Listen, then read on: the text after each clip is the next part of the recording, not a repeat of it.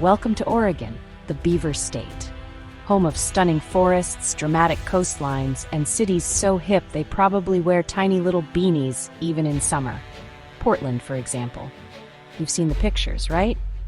Craft breweries on every corner, people riding bikes with serious expressions, and enough artisanal donut shops to make your dentist weep. It's the land of progress, of tech money glistening like morning dew on a perfectly manicured organic kale leaf. A place where Keep Portland Weird is less a slogan and more a sacred vow. Yes, it's all very lovely, very progressive. But, and it's a big but. A but so large it could have its own food truck. Look a little closer, just beyond the glare of the shiny new condos and the curated quirkiness. What do you see? You see tents, rows of them, huddled under bypasses, tucked into park corners, a stark, unavoidable contrast to the city's gleaming facade. This isn't some gritty, far-off dystopia. This is Portland, Oregon right now in 2025. The city of roses, and also, increasingly, the city of heartbreakingly visible human suffering. It's a tale of two cities, existing side by side, making for some very uncomfortable sightseeing. Imagine sipping your ethically sourced, single-origin pour-over coffee, probably costing more than some people's entire daily food budget. You look out the window of that trendy cafe, you see someone pushing a shopping cart piled high with all their worldly possessions. That's the Oregon we need to talk about. Not just the one on the postcards, but the one where thousands of our fellow human beings don't have a safe place to call home. It's a crisis that's not just knocking on the door, it's pitched a tent in the front yard, and frankly, ignoring it is no longer an option. This sharp divide, this canyon between the haves and the have-nots, isn't just a Portland thing either. It stretches across Oregon, from the bustling cities to the smaller towns. You'll find it in Eugene, in Salem, in Bend. Places known for their natural beauty and outdoor recreation are also grappling with this shadow. It's a problem that shows how progress for some hasn't meant progress for all. And if we're going to be honest, and we really should be, it's a stain on the state's otherwise rather fetching anorak. So let's dive in, shall we? It won't be fun, but it's important. So how big is this problem? Is it just a few tents here and there? Oh, if only. The truth, as it often is significantly more depressing. Think of a number. Now, probably triple it. On any given night in Oregon, thousands of people are experiencing homelessness. We're talking about a figure that, according to the latest point-in-time counts from early 2025, hovers around, and this is a conservative estimate, over 20,000 individuals. Yes, 20,000. That's enough people to fill a small stadium, except they're not cheering for a team, they're just trying to survive the night. And this isn't a static problem. Oh no, that would be too easy. It's been growing, steadily, alarmingly. Over the past decade, Oregon has seen a significant jump in its homeless population. Some reports suggest an increase of over 30% in just a few short years. While the tech bros are counting their stock options, more and more Oregonians are counting the days since they last slept in a bed.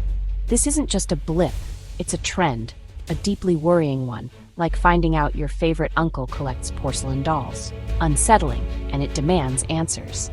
These aren't just abstract numbers either. Each digit represents a human being, someone's son, daughter, mother, father, friend.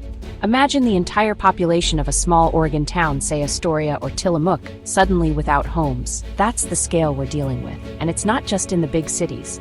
Rural homelessness is also a massive, often hidden part of this crisis. People living in cars, in campers, in hidden encampments, deep in the woods, far from help or resources. It's a statewide emergency, folks. And let's be clear, counting people without fixed addresses is notoriously difficult. The official numbers, the ones that make you gasp, are very likely an undercount. Many people experiencing homelessness don't want to be found, or they're couch surfing, or staying in places not meant for human habitation. So, when you hear 20,000, understand that the reality could be even grimmer. It's like an iceberg of despair. What you see on the surface is bad enough, but there's a whole lot more lurking beneath. It's a 5-alarm fire, and we're still arguing about the color of the fire truck. Now, when you hear homeless, what image pops into your head? Probably some outdated, unhelpful stereotype, right? Well, buckle up, because the reality is far more diverse and, frankly, far more heartbreaking. The people experiencing homelessness in Oregon are not a monolith. They are individuals, each with a unique story, each deserving of dignity. They are, quite literally, our neighbors, just without the house part. It's crucial we move past the labels and see the human beings. You'll find families with young children. Yes, families. Imagine trying to get your kids ready for school from a tent or the back of a car. Imagine their fear, their uncertainty. Then there are veterans, people who served our country, now finding themselves with nowhere to go. Reports suggest that veterans are disproportionately represented in the homeless population. That's not just sad, it's a disgrace. We wave flags and say thank you for your service, and then somehow, this is where some of them end up. It's appalling. And it doesn't stop there. Young people, some aging out of foster care with no safety net, others fleeing abusive homes. LGBTQ+ youth are particularly vulnerable, often facing rejection from their families. There are seniors too, people who've worked their whole lives only to find their fixed incomes can't keep up with soaring rents. Imagine being 70 years old and sleeping on a park bench. This isn't a movie. This is happening. Maria, a former teacher, lost her apartment after a medical emergency wiped out her savings. Now she navigates shelters, always worried about her safety. Life on the streets or in shelters is a brutal daily struggle. It's not just about not having a roof. It's about constant insecurity, the threat of violence, exposure to harsh weather. It's about the loss of dignity, the struggle to stay clean, to find a safe place to use a bathroom. It's about being invisible and hypervisible at the same time. People walk by trying not to make eye contact while every aspect of your private life is public. It's an exhausting, dehumanizing existence that no one, absolutely no one, should have to endure. Think about that next time you complain about your Wi-Fi being a bit slow. All right, so we've established that Oregon has a massive, heartbreaking homelessness problem. The next logical question is, why? What went so spectacularly wrong in a state that prides itself on being, well, better than this? The answer, predictably, isn't simple. It's not one single villain twirling a mustache. It's more like a perfect storm, a confluence of unfortunate factors that have created this crisis. And a big, flashing neon sign in that storm is the cost of housing. It's just too damn high. For years, rents in Oregon, especially in cities like Portland and Bend, have been skyrocketing. We're talking increases that make your eyes water. If you're earning minimum wage or even a bit more, finding an affordable apartment is like finding a unicorn that also does your taxes. It's practically impossible. Wages, meanwhile, have performed a rather pathetic little shuffle upwards, nowhere near keeping pace with the Usain Bolt sprint of housing costs. So you have more and more people spending 50%, 60%, even 70% of their income just on rent. That leaves very little for, food, medicine, or existing. Then there's the sheer lack of affordable housing units. It's basic supply and demand, except the supply of truly affordable places has been dwindling for decades. Developers, surprise, surprise, find it more profitable to build luxury condos with doggy spas than modest apartments for working families. So even if you have a voucher, good luck finding a landlord who accepts it, or a vacant unit you can actually afford. It's a housing market that feels less like a market and more like a cruel game of musical chairs where there are never enough chairs. And it's not just about new housing, it's about preserving what we have. Older, more affordable apartment buildings are often bought up, given a glow-up, which usually means a coat of gray paint and a rent hike. And suddenly, they're no longer affordable. People get pushed out. Evictions, even for small amounts of owed rent, can be a fast track to homelessness. Someone like David, a warehouse worker, lost his job and couldn't cover rent for 2 months. He was evicted and ended up in his car. It's a slippery slope, and for many, it's a terrifyingly short one. As if the economic squeeze wasn't enough, Mother Nature has decided to join the party, and she's not in a good mood. Climate change, that inconvenient little truth we keep trying to sweep under the rug, is making life even harder for Oregon's most vulnerable. We're seeing more extreme weather events, and these hit people without stable housing the hardest. Think about it. If your home is a tent, a heat dome isn't just uncomfortable, it's potentially lethal. And Oregon has seen some brutal heat waves in recent years. Wildfires, Oh boy, the wildfires. They've become an annual horror show in the Pacific Northwest. Entire towns have been devastated, thousands of homes reduced to ash. When a fire rips through a community, it doesn't just displace homeowners. It displaces renters, people living in RV parks, people already on the margins. Where do they go? Shelters are overwhelmed, and affordable housing in unaffected areas is already scarce. So, climate-induced displacement is now another pathway into homelessness, adding yet another layer to this already tragic cake. And it's not just fire and heat. Extreme cold snaps, ice storms, flooding, they all pose a severe threat to those living unsheltered. During the winter of 2024, several unhoused individuals in Portland tragically died from exposure during a bitter cold spell. These aren't just unfortunate accidents, they are preventable deaths. Stark reminders of the deadly consequences of not having a safe, warm place to be. It's a brutal reality check. When the weather turns extreme, the lack of shelter becomes a life or death issue very, very quickly. So climate change isn't some abstract future threat. It's here, now, exacerbating the homelessness crisis in very real and devastating ways. It's destroying the limited affordable housing stock we have. It's displacing people, and it's making life on the streets even more perilous. It's like the universe is playing a cruel joke. Oh, you thought finding affordable housing was hard? Try doing it when the air is unbreathable and your town is on fire. It's yet another reason why tackling homelessness requires thinking big and thinking green. Now let's talk about the systems that are supposed to help people before they fall into homelessness or help them get out. The so-called safety net. Unfortunately, in too many cases, this net has holes so big you could drive a luxury SUV through them, probably one on its way to a new condo development. Specifically, let's look at mental health and addiction support. These are critical pieces of the puzzle, and frankly, we're failing, miserably. A significant portion of the unhoused population struggles with mental health conditions. This isn't a moral failing, it's a health issue. But access to affordable, consistent mental health care in Oregon, as in much of the U.S., is a joke, and not a funny one. Community mental health services have been underfunded for decades. There aren't enough beds in treatment facilities, not enough counselors, not enough support.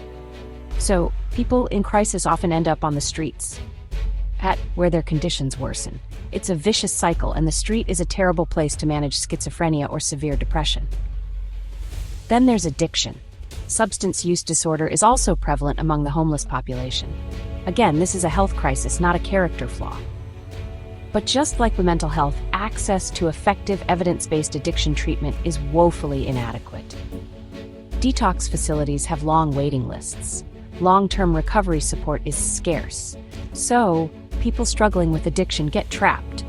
For instance, a young man named Kevin, who shared his story, developed an opioid addiction after a workplace injury. He lost his job, then his home, and now struggles to find treatment while living in an encampment. These are not separate issues. Mental health challenges and substance use disorders often go hand in hand, and both can be major drivers of homelessness, as well as consequences of it. If you don't have a stable place to live, how can you possibly focus on recovery or manage a complex medication regimen? It's like asking someone to bail out a sinking boat with a teaspoon while also juggling flaming torches. The system is failing them, often leaving them to cycle between the streets, emergency rooms, and sometimes, tragically, jail. This isn't a solution. It's an expensive, ineffective, and inhumane merry-go-round. All right, so the problem is huge, the causes are many, and people are suffering.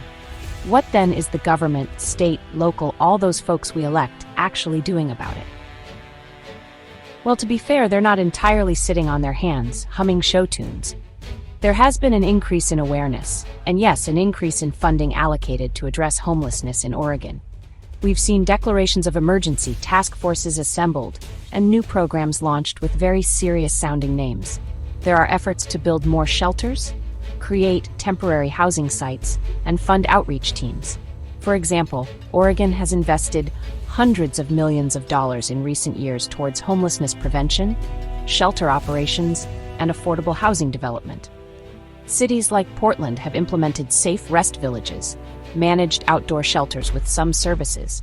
There are initiatives aimed at rapid rehousing, trying to get people off the streets and into permanent housing as quickly as possible, often with rental assistance. These are all steps in arguably the right direction. Someone is at least acknowledging there's a 5-alarm fire, even if they're still debating the best type of hose. But here's the kicker.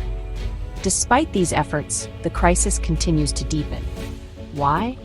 Well, for one, the scale of the problem is just immense. The amount of investment, while sounding like a lot of money, and it is, often pales in comparison to the decades of disinvestment in affordable housing and social services.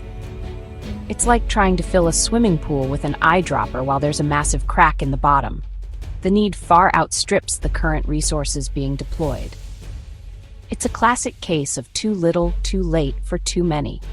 Moreover, the approaches can sometimes feel fragmented or focused on short-term fixes rather than long-term solutions. More shelters are necessary, absolutely. But a shelter is not a home. It's a temporary reprieve, not a solution to homelessness itself. The underlying issues, the lack of truly affordable housing, stagnant wages, inadequate mental health and addiction care, require systemic changes, not just more emergency beds. So while the government is trying, and some good people are working incredibly hard, the impact often feels like a small dent in a very large, very stubborn problem. It's going to take a much bigger hammer, folks. Now, it's easy to see the tents, to hear the grim statistics, and to think, well, that's terrible for them. But here's a fun fact. This crisis affects everyone in Oregon. Yes, even you, sitting there in your comfy chair, hopefully not wearing a tiny beanie indoors. The impacts of widespread homelessness ripple outwards, touching communities in ways we might not immediately realize. It's not a contained issue. It's a societal one, and its consequences are far-reaching, much like the smell from a forgotten gym bag. Think about the strain on public services. Emergency rooms often become de facto shelters and primary care providers for unhoused individuals with acute health issues, which is incredibly expensive and inefficient. Law enforcement and emergency responders spend a significant amount of time addressing issues related to homelessness. Parks and public spaces meant for everyone can become sites of encampments, leading to tensions and safety concerns. This isn't about blaming the unhoused. It's about acknowledging the systemic failures that lead to these outcomes. Local businesses also feel the impact. Customers might be deterred, or businesses might face increased costs for security and cleanup. This isn't to say business concerns outweigh human suffering, absolutely not. But it is a real consequence that affects the economic vitality of our communities. The overall quality of life can diminish when a significant portion of the population is living in visible desperation. It creates a sense of unease, of sadness, of a community struggling to care for all its members. It's hard to enjoy your artisanal pickle tasting when there's so much obvious suffering just outside the door. And fundamentally, widespread homelessness erodes social cohesion. It challenges our shared values of compassion and justice. It forces us to confront uncomfortable truths about inequality and opportunity in our society. Ignoring it, or simply trying to sweep it out of sight, doesn't make it go away. It just allows the problem to fester and grow. This isn't just about aesthetics or inconvenience. It's about the kind of society we want to live in. Do we want to be a place that allows thousands of its citizens to live without basic dignity and safety? Hopefully, the answer to that is a resounding no. Okay, we've painted a pretty bleak picture. Oregon's got a massive problem, it's complicated, and current efforts feel like spitting into a volcano. So what now? Do we just throw our hands up, order another craft beer, and try to ignore the tents? No, absolutely not. Because, and this is important, this crisis is solvable. It truly is. It will take political will, sustained investment, and a fundamental shift in how we approach housing and poverty. But it is possible to make real, meaningful change. First, we need more housing. And not just any housing. We need truly affordable housing. This means massive public investment in building and preserving homes for low-income individuals and families. It means changing zoning laws to allow for denser, more diverse types of housing. It means incentivizing developers to build for people, not just for profit. And yes, it means housing-first approaches, getting people into stable housing immediately, without preconditions, and then providing the support services they need. This isn't radical, it's evidence-based, and it works. Second, we need to address the root causes.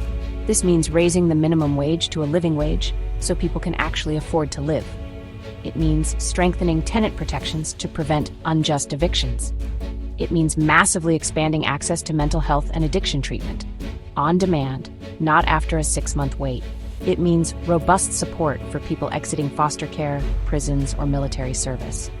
It's about creating a society where people don't fall through the cracks in the first place. Imagine that. And finally, this isn't just a job for the government. Communities and individuals have a role to play. Support local organizations working on the front lines. Advocate for policy changes. Challenge your own biases and stereotypes about homelessness. Volunteer your time. Donate if you can. And most importantly, treat people experiencing homelessness with dignity and respect. They are not the homeless. They are people. A little empathy can go a long, long way. This is a call to action, Oregon. Let's demand better, do better, and build a future where everyone has a safe place to call home. It's time to stop just being weird and start being truly compassionate and effective. The time for half measures is over. Let's get to work.